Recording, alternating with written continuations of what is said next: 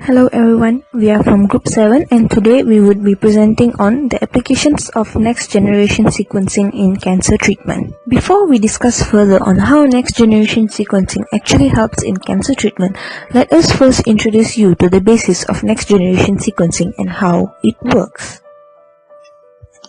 So, what is DNA sequencing? DNA sequencing is the determination of the precise order of nucleotides within a DNA molecule.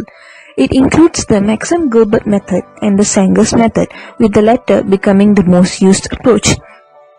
DNA sequencing which were done through the process of Sanger's method were known as the first-generation sequencing. Over time, the first-generation sequencing developed into next-generation sequencing. What is next-generation sequencing?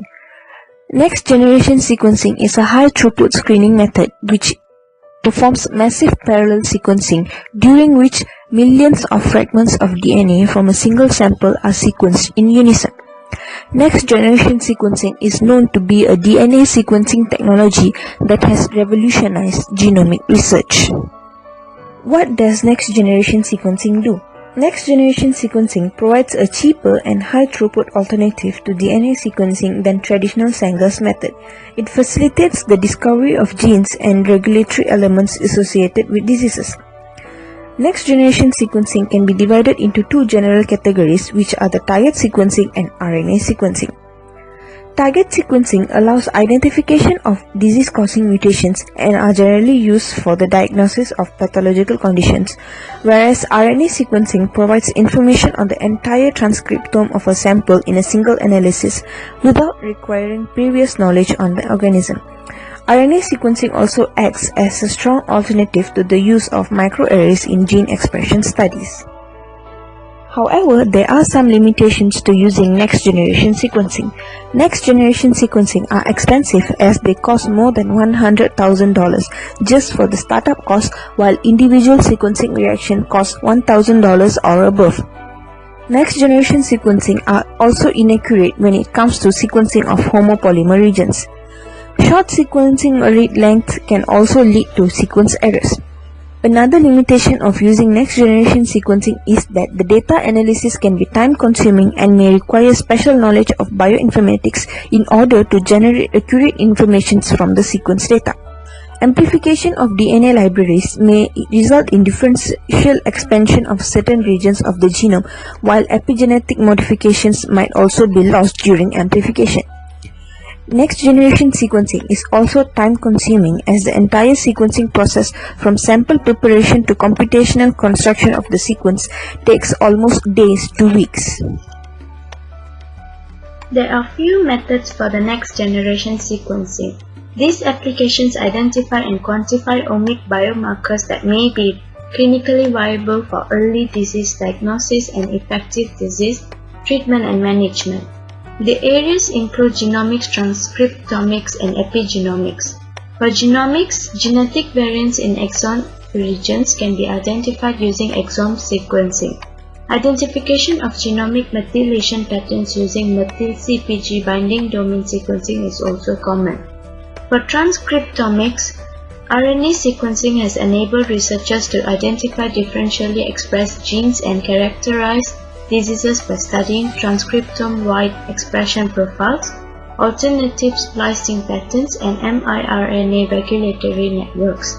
Under the area of epigenomics, chromatin immunoprecipitation sequencing, which is also known as ChIP sequencing, has enabled researchers to examine the epigenetic mechanisms by histone multiplications or profiling the genome-wide pattern of protein binding region, such as the transcription factors and enhancers. Moreover, protein binding regions in the genome can be identified. Other than those mentioned previously, pyrosequencing is also one of the methods for next-generation sequencing.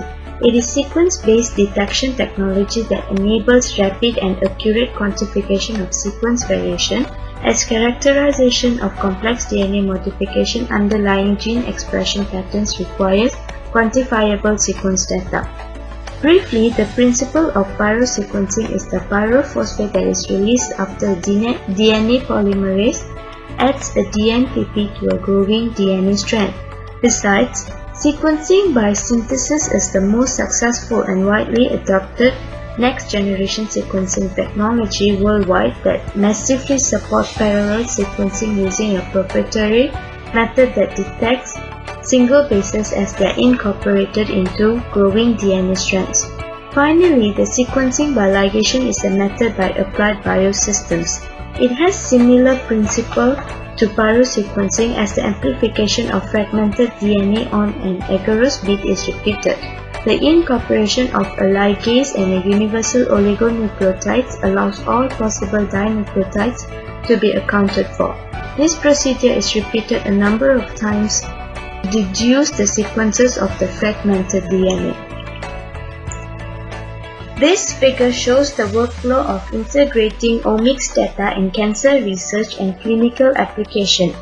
Next-generation sequencing technologies detect the genomics, transcriptomic and epigenomic automation including mutations, copy number variations, structural variants, differentially expressed genes, fusion transcripts, DNA methylation change, and more. Various kinds of bioinformatic tools are used to analyze, integrate, and interpret the data to improve our understanding of cancer biology and develop personalized treatment strategy. There are a few of clinical applications of next genome sequencing in cancer treatment. The first one is whole genome sequencing. It actually can identify the individual complete genome sequence, include the coding and non-coding region. It also includes the copy number variation, and the structural rearrangement translocation can also be identified under this experiment. The second one is targeted exome sequencing. It is from the source of protein encoding DNA. For this sequencing, it can identify the sequence for all coding region, including the exons. It also includes the copy number of variation, and the structural rearrangement also can be identified under this sequencing. The third sequencing of example is the bisulfite sequencing. This is from the source of bisulfite treated DNA. For this sequencing, it identifies the sites of DNA methylation, the genetic imprinting. Upon all the experiment, it actually remains a popular and effective as a method of genetically profiling different cancers. Advances in sequencing technology has enabled an increasing number of whole genome-based studies. Clinically, next genome sequencing has been used for is being developed for genetic screening, diagnostic, and also clinical assessment. This is the summary of the workflow for next genome sequencing in oncology. For the first step, how do we choose to approach a suitable aspect? For the first one, by choosing patient, we should consider the patient on the type of the tumor they have, the ease of sampling, and also the previous workup. This is a summary of the workflow for next genome sequencing in oncology. The first row actually outlines the selecting of appropriate sample and assay. Turning raw data into clinical actionable information is covered in the second row. The third row looks at how next genome sequencing may be used in a continual monitoring disease. ctDNA circulating tumor DNA, FFPE formalin fixed, and also the paraffin embedded specimen. Here I briefly explain on the first row, how do we choose or approach a suitable patient? First, we have to consider the type of the tumor of the patient have, the ease of sampling, and also the previous workup plan. Next, we can proceed to the assay on the targeted gene panel, whether it's whole genome, whole exome, or whole genome. Thirdly, the sampling method, we have few choices, FFPE biopsy, fresh frozen, or ctDNA. After that, we can proceed to the bioinformatics to align to genome, call sequence variant, and filter the artifact. Nextly, we have to utilize the result by checking the database on mutation hotspot, actionable variant, and prognostic value. After checking the result, we can actually take on action on the targeted therapy based on the clinical trials and avoiding some unnecessary therapy. After the action has been taken, we are proceed to the liquid biopsies. Look for an increase in allele fraction of identified mutation. After that, we have to continue monitoring the patient by monitoring the resistant, sequence for resistant mutation, and lastly, the action should be adjusted by using the suitable therapy as dictated by result. Let's have a look at the clinical interpretation of next-generation sequencing data. There are two ways of interpreting NGS data, which is algorithmic interpretation and interpreting using databases. An emerging body of interpretation algorithm that automate the clinical relevance of the alteration will enable more rapid clinical interpretation of cancer genomic sequencing data. For instance, one algorithm called the PHIAL, which stands for the Precision Heuristic for interpreting the alteration landscape, applies a heuristic method to rank alteration by clinical and biological relevance, followed by intrasample pathway analysis to determine potentially druggable nodes. As such approaches mature, they will be better equipped. Furthermore, there are several databases that can be accessed to evaluate the clinical significance of mutations. A simple concept is that driver mutations are more likely to recur across multiple patients and tumor types. The most common databases used are the Catalog of Somatic Mutation in Man, COSMIC, and TCGA, which is available for data exploration at multiple sites. After whittling the mutation down to those that are recurrent, information about therapies and prognostic information can be found at a number of locations.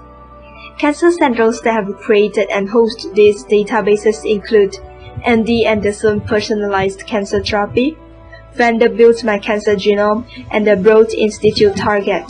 Each database contains useful information and links to relevant primary literature. Moving forward, let's have a look at the challenges of using next-generation sequencing in cancer therapy. As DNA mutation accumulates within a tumor, there can be considerable sequence heterogeneity even within a single primary tumor. It can be very challenging to discern whether a read of a low area fraction represents a true mutation that exists within a subset of tumor cells, or is an artifact that should be discarded. While retrospective research endeavor may not require the identification of all possible clinically actionable alteration in a core study, prospective clinical cancer genomics requires the increased sensitivity to detect low allelic fraction alteration in impure tumor samples that may impact an individual patient's care. These issues can be exacerbated by low amount of tumor relative to normal tissue within the sample and mitigated by having more reads, that is, greater coverage. The second challenge is frequent DNA fusions, which represent a significant component of the clinically actionable spectrum of alteration in oncology.